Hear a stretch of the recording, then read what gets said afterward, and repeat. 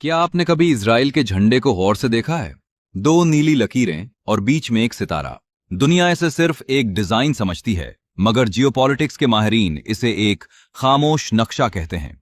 एक ऐसा ख्वाब जिसे द ग्रेटर इजराइल का नाम दिया गया है। कहा जाता है कि ये दो नीली लकीरें दो दरियाओं की अलामत हैं, दरियाए नील और दरियाए फरात। यानी मिस्र से लेकर इराक तक का वो पूरा खित्ता जिस पर कब्जा करना उनका सदियों पुराना मजहबी एजेंडा है।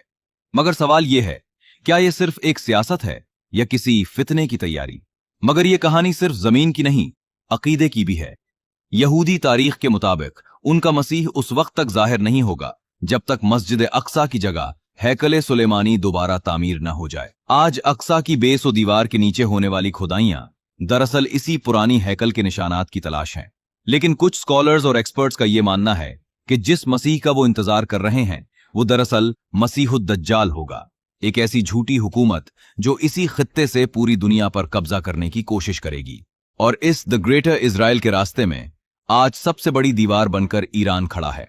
इसराइल और अमेरिका का गठजोड़ ईरान को इसलिए निशाना बना रहा है ताकि वो न्यूक्लियर पावर न बन सके।